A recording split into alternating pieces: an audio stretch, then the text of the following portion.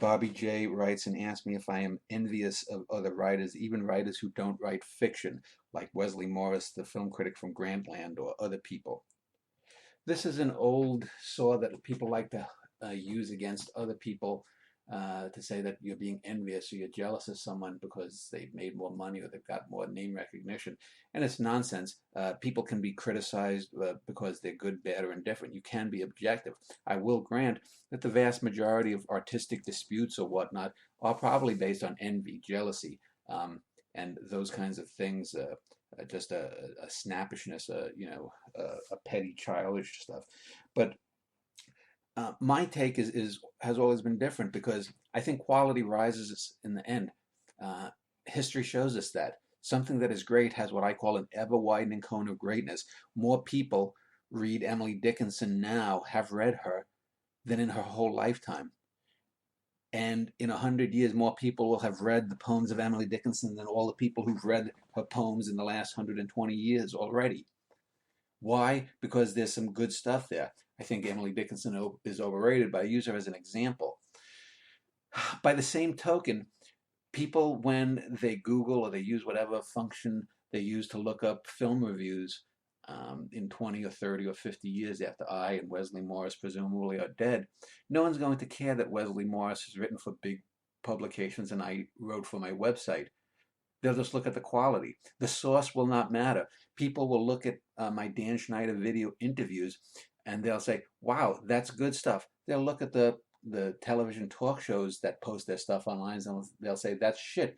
It will have no resonance. That garbage that's on TV or online by bigger publications and whatnot will not matter to the people in 20 or 30 or 50 years or longer. It will only be the quality.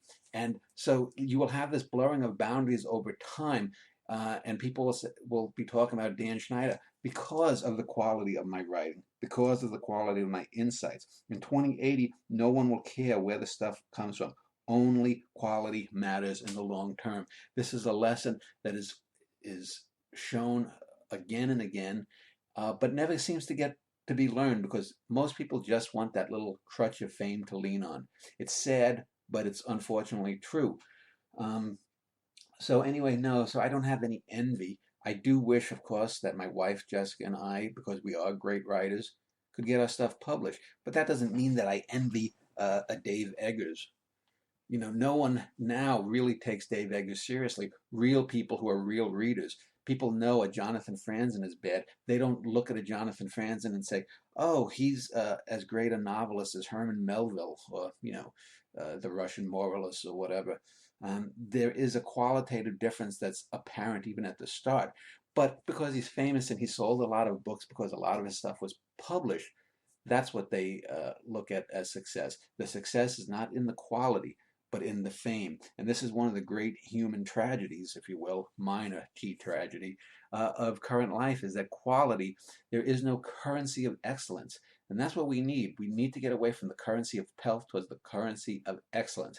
And until we do that, until we accept that there are objective standards in the world and recognize the correct objective standards, not just say something's objective and give the same bullshit that the people who are subjectivists do, but until we give the correct standards and live by those standards and excel, we will have this issue of people claiming that anytime someone talks about some work of art in negative terms, that it's propelled by the lesser demons that inhabit us.